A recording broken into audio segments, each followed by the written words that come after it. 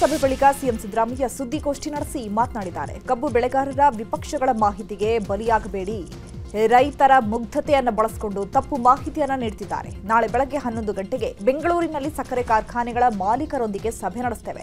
ಮಧ್ಯಾಹ್ನ 1 ಗಂಟೆಗೆ ರೈತರ ಮುಖಂಡರ ಜೊತೆ ಸಭೆ ಮಾಡ್ತೇವೆ. ನಾಳೆಯೇ ಈ ಕುರಿತು ಪ್ರಧಾನಿ ಮೋದಿಗೆ ಪತ್ರ ಬರೆದು ಭೇಟಿಗೆ ಅವಕಾಶ ಕೇಳ್ತೇನೆ. ಪ್ರತಿ ಟನ್ ಕಬ್ಬಿಗೆ 3200 ಬೆಂಬಲ ಬೆಲೆ ಘೋಷಣೆ ಮಾಡಿದ್ದೇವೆ. ಕಟಾವು ಸಾಗಣೆ ವೆಚ್ಚ ಹೊರತುಪಡಿಸಿ ಟನ್ಗೆ 3200 ರೂಪಾಯಿ ಘೋಷಿಸಿದ್ದೇವೆ. ನಾಳೆ ಅಂತಿಮವಾಗಿ ಕಾರ್ಖಾನೆ ಮಾಲೀಕರ ಜೊತೆಗೆ ಮಾತನಾಡಿ ತೀರ್ಮಾನ ಕೈಗೊಳ್ಳುತ್ತೇವೆ ಅಂತ ಸಿಎಂ ಸಿದ್ದರಾಮಯ್ಯ ಹೇಳಿದ್ದಾರೆ. ಇನ್ನು ಇದೇ ವಿಚಾರವಾಗಿ ಸಚಿವ ಎಚ್.ಕೆ. ಪಾಟೀಲ್ ಕೂಡ ರಿಯಾಕ್ಷನ್ ಕೊಟ್ಟಿದ್ದಾರೆ. ನಾಳೆ 11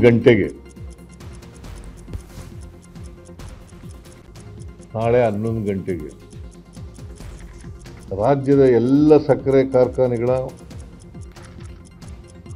ಮಾಲೀಕರ ಜೊತೆ ಸಭೆ ನಡೆಸ್ತಾ ಇದ್ದೀವಿ. ರಾಜ್ಯದ ಸಕ್ಕರೆ ಕಾರ್ಖಾನೆಗಳ ಮಾಲೀಕರುಗಳ ಜೊತೆ ಸಭೆ ನಡೆಸ್ತೀವಿ. 1 ಗಂಟೆಗೆ ರೈತ ಮುಖಂಡರುಗಳ ಸಭೆಯನ್ನು ಕರೆದಿದ್ದೀವಿ. ನಾಳೆ 12ರಿಂದ 1 ಗಂಟೆವರೆಗೆ ಸಕ್ಕರೆ ಕಾರ್ಖಾನೆಗಳ ಮಾಲೀಕರು, 1 ಗಂಟೆಯಿಂದ ರೈತ ಮುಖಂಡರುಗಳು ಹಾವೇರಿ, ಬೆಳಗಾವಿ, ಬಾಗಲಕೋಟೆ, ಬಿಜಾಪುರ ಎಲ್ಲ ಇಡೀ ರಾಜ್ಯದ ರೈತರ ಮುಖಂಡರುಗಳ ಸಭೆ ಕರೆದಿಲ್ಲ. ಎಲ್ಲಿ ಚಳುವಳಿ ಪ್ರತಿಭಟನೆ ನಡೀತಾ ಇದೆ ರಾಜ್ಯದ ಮುಖಂಡರುಗಳನ್ನ, ರೈತ ಮುಖಂಡರುಗಳ ಸಭೆಯನ್ನು ಕರೆದಿರ್ತಾರೆ. ಕಬ್ಬು ಬೆಳೆಗಾರರ ಹೋರಾಟದ ಕಿಚ್ಚಿಗೆ ಕೊನೆಗೂ ಸಕ್ಕರೆ ಸಚಿವ ಶಿವಾನಂದ ಪಾಟೀಲ್ ಎಚ್ಚೆತ್ತುಕೊಂಡಿದ್ದಾರೆ. ಹುಬ್ಬಳ್ಳಿಯಿಂದ ಬೆಳಗಾವಿಗೆ ಆಗಮಿಸಿದಂತಹ ಸಚಿವ ಶಿವಾನಂದ ಪಾಟೀಲ್ ಬೆಳಗಾವಿ ಡಿಸಿ ರೋಷನ್ ಜೊತೆಗೆ ಸಭೆ ನಡೆಸಿದ್ದಾರೆ. ಡಿಸಿ ಹಾಗೂ ಸಕ್ಕರೆ ಆಯುಕ್ತರ ಜೊತೆಗೆ ಸಚಿವ ಶಿವಾನಂದ ಪಾಟೀಲ್ ಸಭೆಯನ್ನು ನಡೆಸಿದ್ದು, ಸಭೆ ಮಧ್ಯೆಯೇ ಸಿಎಂ ಸಿದ್ದರಾಮಯ್ಯರವರನ್ನ ಸಂಪರ್ಕಿಸಿರುವಂತಹ ಶಿವಾನಂದ ಪಾಟೀಲ್ ರೈತರ ಜೊತೆಗೆ ಮಾತುಕತೆ ಮಾಡಲೇಬೇಕಾದಂತಹ ಒತ್ತಡವಿದೆ. ನಾಳೆ ರೈತರು ರಾಷ್ಟ್ರೀಯ ಹೆದ್ದಾರಿಯನ್ನ ತಡೆದ್ರೆ ಸಾಕಷ್ಟು ಸಮಸ್ಯೆ ಆಗಲಿದೆ ಅಂತ ಮಾತನಾಡಿದ್ದಾರೆ. ಇನ್ನು ಸಿಎಂ ಜೊತೆ ಚರ್ಚೆ ನಡೆಸಿದ ಬಳಿಕ ಪ್ರತಿಭಟನಾ ಸ್ಥಳಕ್ಕೆ ಸಚಿವ ಶಿವಾನಂದ ಪಾಟೀಲ್ ತೆರಳಿದ್ದಾರೆ. ಬೆಳಗಾವಿಯ ಗುರ್ಲಾಪುರ ಕ್ರಾಸ್ನಲ್ಲಿ ಕಬ್ಬು ಬೆಳೆಗಾರರ ಹೋರಾಟ ಮುಂದುವರೆದಿದೆ. 8ನೇ ದಿನವೂ ಪ್ರತಿಭಟನೆ ನಡೀತಾ ಇದ್ದು, ರೈತರ ಪ್ರತಿಭಟನೆಗೆ ಮೆಡಿಕಲ್ ವಿದ್ಯಾರ್ಥಿಗಳು ಸಾಥ್ ಕೊಟ್ಟಿದ್ದಾರೆ. ನಾವು ರೈತ ಮಕ್ಕಳು, ರೈತರಿಗೆ ನ್ಯಾಯ ಸಿಗಬೇಕು, ನ್ಯಾಯ ಸಿಗೋವರೆಗೂ ರೈತರ ಪರವಾಗಿ ನಿಲ್ತೇವೆ ಅಂತ ವಿದ್ಯಾರ್ಥಿಗಳು ಕೂಡ ಸರ್ಕಾರದ ವಿರುದ್ಧ ಹೋರಾಟಕ್ಕೆ ಇಳಿದಿದ್ದಾರೆ. ಇನ್ನು ಪ್ರತಿಭಟನಾಕಾರರು ಸಕ್ಕರೆ ಸಚಿವ ಶಿವಾನಂದ ಪಾಟೀಲ್ ಅಣಕು ಶವಯಾತ್ರೆ ಮಾಡಿ ಆಕ್ರೋಶವನ್ನು ವ್ಯಕ್ತಪಡಿಸಿದ್ದಾರೆ.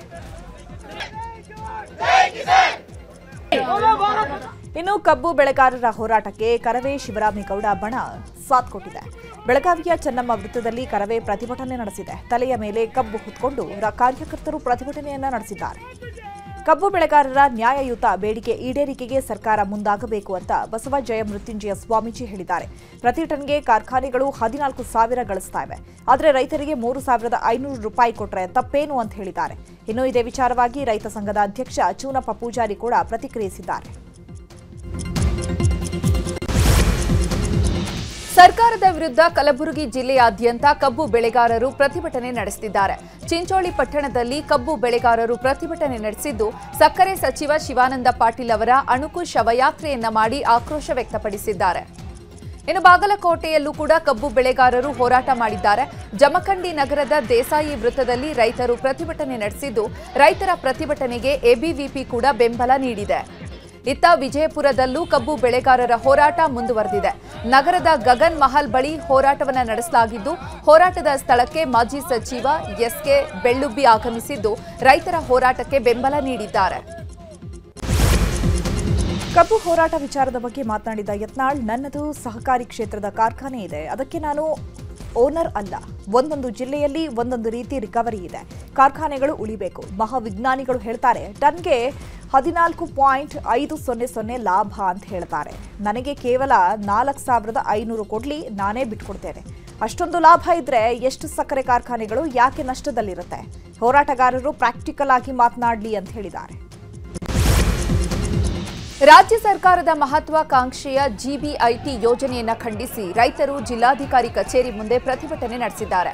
ಮತ್ತೊಂದೆಡೆ ರೈತರ ಪ್ರತಿಭಟನೆ ಮಧ್ಯೆಯೇ ಜಿಲ್ಲಾಧಿಕಾರಿ ಯಶವಂತ್ ಬಿ ಗುರುಗಲ್ ನೇತೃತ್ವದಲ್ಲಿ ಸಭೆ ನಡೆಸಲಾಯಿತು.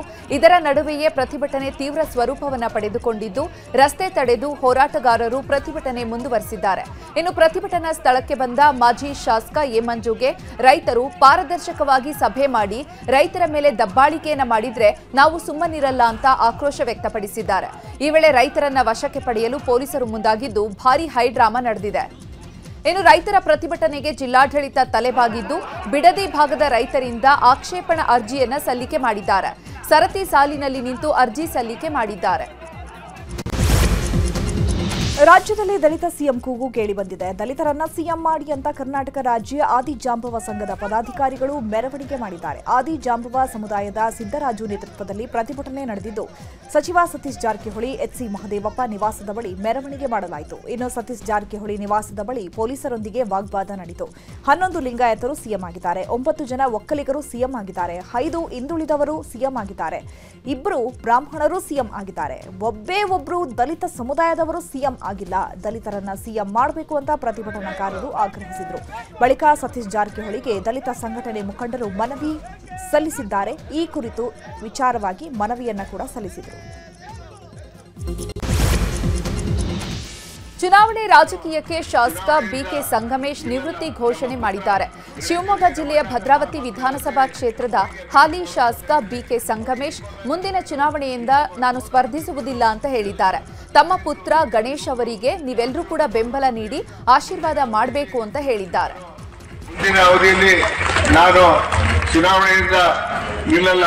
ನಮ್ಮ ಪುತ್ರ ಗಣೇಶ್ ಅವರಿಗೆ ನಮ್ಮ ಅಣ್ಣ ತಮ್ಮ ಮಕ್ಕಳೆಲ್ಲ ಸೇರಿ ಅವರಿಗೆ ಅಭ್ಯರ್ಥಿ ಮಾಡಬೇಕು ಅಂತ ಹೇಳಿದ್ರೆ ಅವರಿಗೆ ನಿಮ್ಮೊಬ್ಬ ತಿಳ್ಕೊಂಡು ನಿಮ್ಮೊಬ್ಬ ಸೋದರ ತಿಳ್ಕೊಂಡು ಎಲ್ಲ ತಾಯಂದ್ರು ಹಿರಿಯರು ಯುವಕರು ಆಶೀರ್ವಾದ ಮಾಡಬೇಕು ಅಂತ ಹೇಳ್ತಾ ಮುಂದಿನ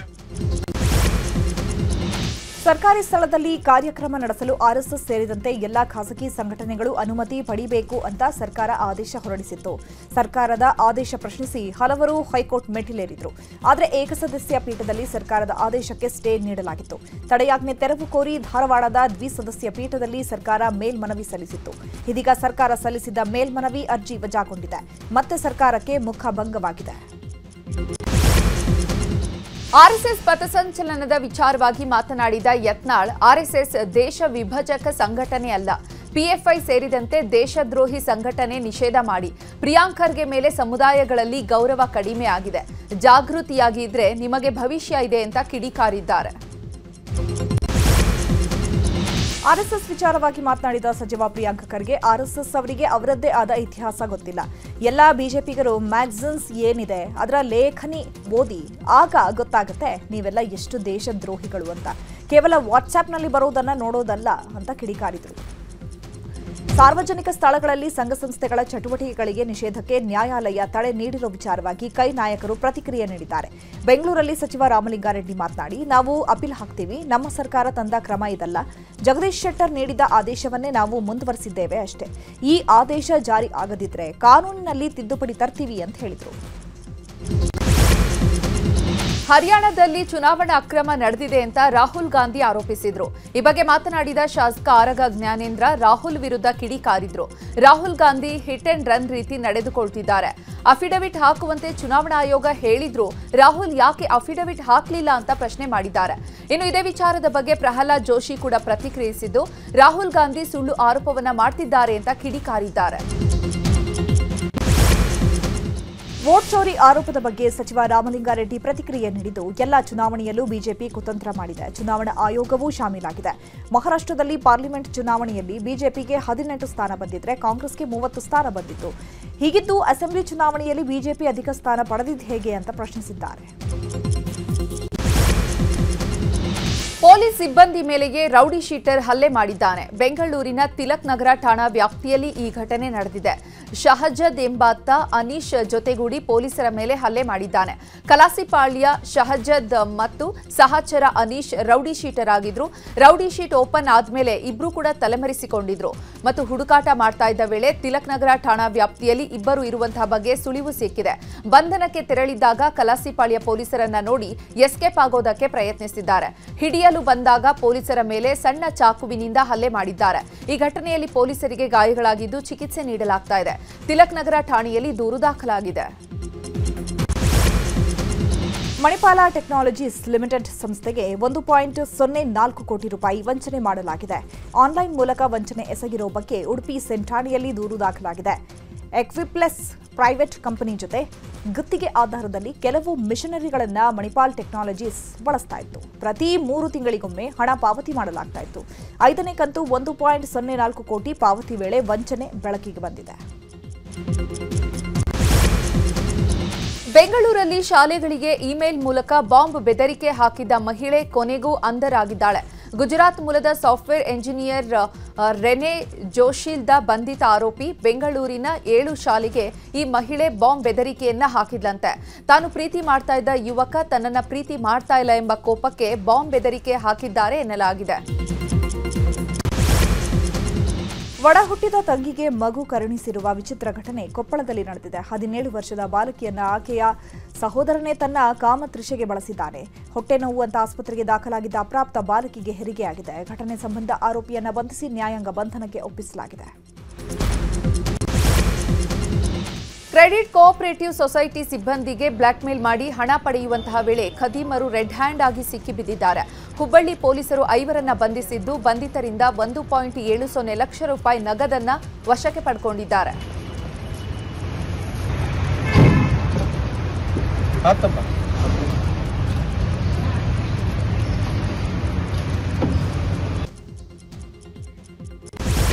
ತಿಂಡಿ ಪ್ಯಾಕೆಟ್ನಲ್ಲಿ ಹಾವಿನ ತುಂಡು ಪತ್ತೆಯಾಗಿದೆ ಅಂತ ಆರೋಪಿಸಲಾಗಿದೆ. ದಕ್ಷಿಣ ಕನ್ನಡ ಜಿಲ್ಲೆಯ ಬೆಳ್ತಂಗಡಿಯ ಮುಂಡಾಜಿಯ ಸೋಮತಡ್ಕದಲ್ಲಿ ಈ ಘಟನೆ ನಡೆದಿದ್ದು, ಅಬ್ದುಲ್ ಮುಸ್ಲಿಯಾರ್ ಎನ್ನುವರ ಮಗಳು ಖರೀದಿಸಿದಂತಹ ಜಂಕ್ ಫುಡ್ ಪಟ್ಟಣದಲ್ಲಿ ಹಾವಿನ ಮಾದರಿಯ ವಸ್ತು ಪತ್ತೆಯಾಗಿದೆ. ಸದ್ಯ ಪತ್ತೆಯಾದ ಹಾವಿನ ಮಾದರಿಯ ವಸ್ತುವನ್ನ ಆರೋಗ್ಯ ಇಲಾಖೆ ಪರೀಕ್ಷೆಗೆ ಕಳಿಸಿದ್ದು, ಇದರಿಂದ ಆರೋಗ್ಯಕ್ಕೆ ಯಾವುದೇ ಸಮಸ್ಯೆ ಇಲ್ಲ ಅಂತ ವೈದ್ಯರು ಮಾಹಿತಿ ನೀಡಿದ್ದಾರೆ.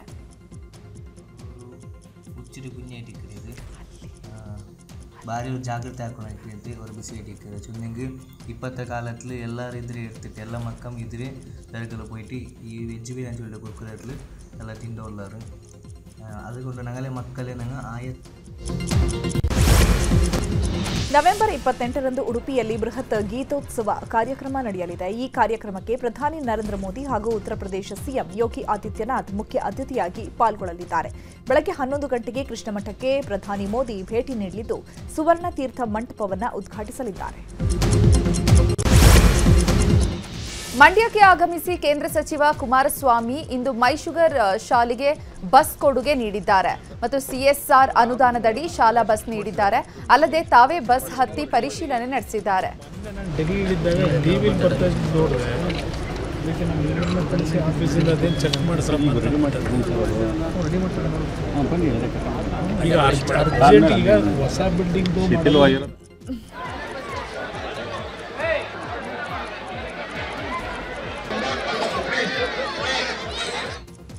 ಇದಾದ ಬಳಿಕ ಮಂಡ್ಯ ನಗರದ ಶಂಕರಮಠ ಸರ್ಕಾರಿ ಶಾಲೆಗೆ ಕುಮಾರಸ್ವಾಮಿ ಭೇಟಿ ನೀಡಿದ್ದಾರೆ.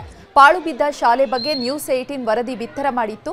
ಸದ್ಯ ನ್ಯೂಸ್ 18 ವರದಿಗೆ ಕುಮಾರಸ್ವಾಮಿ ಸ್ಪಂದಿಸಿದ್ದು, ಶಾಲೆ ಪರಿಶೀಲನೆ ನಡೆಸಿದ್ದಾರೆ. ಬಳಿಕ ಶಾಲಾ ಶಿಕ್ಷಕರು, ಅಧಿಕಾರಿಗಳ ಜೊತೆ ಶಾಲೆಯ ಸಮಸ್ಯೆ ಬಗ್ಗೆ ಮಾಹಿತಿ ಪಡೆದುಕೊಂಡಿದ್ದಾರೆ. ನಂತರ 1.40 ಕೋಟಿ ರೂಪಾಯಿ ವೆಚ್ಚದಲ್ಲಿ ಹೊಸ ಕಟ್ಟಡ ನಿರ್ಮಾಣಕ್ಕೆ ಸೂಚಿಸಿದ್ದಾರೆ. ಇನ್ನು ನ್ಯೂಸ್ 18 ಸಮಾಜಮುಖಿ ಕಾರ್ಯಕ್ಕೆ ಕುಮಾರಸ್ವಾಮಿ ಶ್ಲಾಘನೆ ವ್ಯಕ್ತಪಡಿಸಿದ್ದಾರೆ. ನಮ್ಮ ಸೇರಿದ್ಲೋ PSU ಇಲ್ಲಿಗೆ ಹಣವನ್ನು ತೊಡಗಿಸಬೇಕು ಅಂತ ಎಸ್ಟಿಮೇಟ್ ಮಾಡಿಸಿದ್ದಾರೆ. ನಮ್ಮ ಕಚೇರಿಯಿಂದ ನಾನು ಕಳಿಸಬೇಕು. ಎಷ್ಟು ಸಂಬಳ ಆಗಿಲ್ಲ, ಎಷ್ಟು ಸಂಬಳದ ಹಣದ ಅವಶ್ಯಕತೆ ಇದೆ, ಅದೆಲ್ಲವನ್ನ ನಮ್ಮ ಕಚೇರಿಯಲ್ಲೇ ಕಳಿಸಬೇಕು. ಚಾಮರಾಜನಗರದ ಮಲೆಕೂರು ಸರ್ಕಾರಿ ಶಾಲೆಯ ದುಸ್ಥಿತಿ ಬಗ್ಗೆ ನ್ಯೂಸ್ 18 ವರದಿ ಬಿತ್ತರ ಮಾಡಿತ್ತು. ಸದ್ಯ ವರದಿ ಬೆನ್ನಲ್ಲೇ ಉಸ್ತುವಾರಿ ಸಚಿವ ವೆಂಕಟೇಶ್ ಹಾಗೂ ಶಿಕ್ಷಣ ಇಲಾಖೆ ಅಧಿಕಾರಿಗಳು ಶಾಲೆಗೆ ಭೇಟಿ ನೀಡಿದ್ದಾರೆ.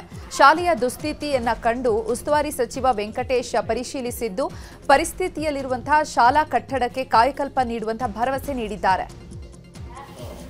ಇವಾಗೇನೋ 3 ದಿನದ ಹಿಂದೆ ನಮ್ಮ ಶಾಲೆ ಬಗ್ಗೆ ಒಂದು ನ್ಯೂಸ್ 18 ಕನ್ನಡದವರು ವರದಿ ಮಾಡಿದರು. ಆ ವರದಿಯನ್ನು ನೋಡಿ ಇವಾಗ ಮಕ್ಕಳ ಆಯೋಗದವರು ನಮ್ಮ ಶಾಲೆಗೆ ಇವತ್ತು ಭೇಟಿ ಕೊಟ್ಟಿದ್ದಾರೆ. ಭೇಟಿ ಕೊಟ್ಟು ಅವರು ಸಂಪೂರ್ಣವಾಗಿ ನಮ್ಮ ಮನವಿಗೆ ಸ್ಪಂದನೆ ಮಾಡಿ ನಮ್ಮ ಈ ಶಾಲೆಯಲ್ಲಿರ್ತಕ್ಕಂಥ ಸಮಸ್ಯೆಗಳನ್ನು ಆದಷ್ಟು ಬೇಗ ಪರಿಹಾರ ಮಾಡ್ತೀವಿ ಅಂತಂದ್ಬಿಟ್ಟು ನಮ್ಮ ಭರವಸೆ ಕೊಟ್ಟಿದ್ದಾರೆ. ಹಾಗಾಗಿ ಈ ಮುಂದಿನ ದಿನಗಳಲ್ಲಿ ನಮ್ಮ ಶಾಲೆ ಇನ್ನೂ ಮೇಲಂತಕ್ಕೆ ಹೋಗ್ಬೋದು. ಇದನ್ನು ವರದಿ ಮಾಡಿದಂಥ ಹೊಸ ಕಟ್ಟಡದ ಬಗ್ಗೆ ಭರವಸೆ ಕೊಟ್ಟಿದ್ದಾರೆ. ಈ ಹೊಸ ಕೊಠಡಿ ಆಗೇ ಆಗುತ್ತೆ ಅಂತ ಹೇಳ್ಬಿಟ್ಟು ಅವ್ರು ನಮ್ಮ ಭರವಸೆ ಕೊಟ್ಟೋದ್ರಿಂದ ಈಗ ನಾವು ನ್ಯೂಸ್ 18 ಕನ್ನಡಕ್ಕೆ ಒಂದು ವಂದನೆಗಳನ್ನ ತಿಳಿಸ್ತಾ ಇದ್ದೀವಿ. ಇವಾಗೇನೋ 3 ಬಿಹಾರದ ವಿಧಾನಸಭೆಗೆ 18 ಜಿಲ್ಲೆಗಳ 121 ಕ್ಷೇತ್ರಗಳಲ್ಲಿ ಮೊದಲ ಹಂತದ ಮತದಾನ ಮುಕ್ತಾಯವಾಗಿದೆ. ಮತಗಟ್ಟೆಗಳ ಮುಂದೆ ಜನರು ಸಾಲಾಗಿ ಬಂದು ಮತದಾನ ಮಾಡಿದ್ದಾರೆ. ಮೊದಲ ಹಂತದ ಮತದಾನದಲ್ಲಿ 53.77% ರಷ್ಟು ಹೆಚ್ಚು ಮತದಾನವಾಗಿದೆ. ಬಿಹಾರದಲ್ಲಿ ಇಂದು ಮೊದಲ ಹಂತದ ಚುನಾವಣೆ ನಡೀತಾ ಇದೆ. ಆದರೆ ಮತದಾನ ನಡೆಯುವಾಗಲೇ ಭಾರೀ ಹೈಡ್ರಾಮಾ ನಡೆದಿದೆ. ಬಿಹಾರ ಉಪಮುಖ್ಯಮಂತ್ರಿ ಮತ್ತು ಬಿಜೆಪಿ ಅಭ್ಯರ್ಥಿ ವಿಜಯ್ ಕುಮಾರ್ ಸಿನ್ಹಾ ಅವರ ಬೆಂಗಾವಲು ಪಡೆಯ ಮೇಲೆ ಕಲ್ಲು ತೂರಾಟ ಆಗಿದೆ. ಖೋರಿಯಾರಿ ಗ್ರಾಮದಲ್ಲಿ ದುಷ್ಕರ್ಮಿಗಳ ಗುಂಪೊಂದು ಕಲ್ಲು ತೂರಾಟ ನಡೆಸಿದೆ. ವಿಜಯ್ ಕುಮಾರ್ ಸಿನ್ಹಾ ಅವರ ಬೆಂಗಾವಲು ಪಡೆ ವಾಹನವನ್ನ ಸುತ್ತುವರೆದು ಚಪ್ಪಲಿ ಕಲ್ಲೆಸೆದು ಧಿಕ್ಕಾರ ಕೂಗಿದ್ದಾರೆ.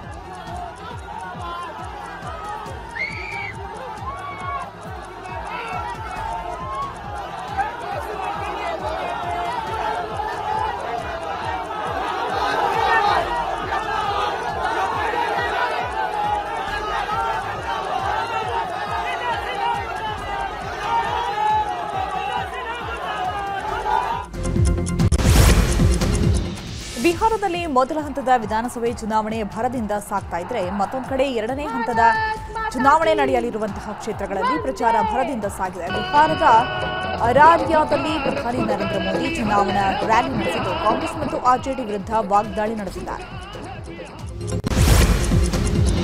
ಸ್ಯಾಂಡಲ್ವುಡ್ನ ಪೋಷಕ ನಟ ಹಾಗೂ ಖಳನಟ ಹರೀಶ್ ರಾಯ್ ವಿಧಿವಶರಾಗಿದ್ದಾರೆ. ಕ್ಯಾನ್ಸರ್ನಿಂದ ಬಳಲ್ತಾ ಇದ್ದ ಅವರು ಕಿದ್ವಾಯಿ ಆಸ್ಪತ್ರೆಯಲ್ಲಿ ಚಿಕಿತ್ಸೆಯನ್ನ ಪಡೀತಾ ಇದ್ರು. ಆದರೆ ಇಂದು ಚಿಕಿತ್ಸೆ ಫಲಿಸದೆ ನಿಧನರಾಗಿದ್ದಾರೆ. ಇನ್ನು ಹರೀಶ್ ರಾಯ್ ಅವರ ಪಾರ್ಥಿವ ಶರೀರವನ್ನ ಅಂಜನಾಪುರ ಬಳಿ ಇರುವಂತಹ ನಿವಾಸಕ್ಕೆ ತರಲಾಗಿದ್ದು ರಾತ್ರಿ 8ರವರೆಗೆ ಅಂತಿಮ ದರ್ಶನಕ್ಕೆ ವ್ಯವಸ್ಥೆ ಮಾಡಲಾಗಿದೆ. ಬಳಿಕ ಉಡುಪಿ ಅಂಬಲಪಾಡಿಯಲ್ಲಿ ಅಂತ್ಯ ಸಂಸ್ಕಾರ ನಡೆಯಲಿದೆ. ರಾತ್ರಿ ವೇಳೆ ಯಶ್ ಕೂಡ ಹರೀಶ್ ರಾಯ್ ಅವರ ಅಂತಿಮ ದರ್ಶನ ಪಡೆಯಲಿದ್ದಾರೆ. ಸ್ಯಾಂಡಲ್ವುಡ್ನ ಪೋಷಕ ನಟ ಹರೀಶ್ ರಾಯ್ ನಿಧನರಾಗಿದ್ದು ಕಷ್ಟದಲ್ಲಿರುವಂತಹ ಹರೀಶ್ ರಾಯ್ ಕುಟುಂಬದ ಜೊತೆ ನಟ ಧ್ರುವ ಸರ್ಜಾ ನಿಂತಿದ್ದಾರೆ. ಹರೀಶ್ ರಾಯ್ ಅಂತ್ಯ ಸಂಸ್ಕಾರದ ಎಲ್ಲಾ ಖರ್ಚು ವೆಚ್ಚವನ್ನ ಭರಿಸುವಂತಹ ಸಂಪೂರ್ಣ ಜವಾಬ್ದಾರಿಯನ್ನ ಧ್ರುವ ಸರ್ಜಾ ವಹಿಸಿಕೊಂಡಿದ್ದಾರೆ.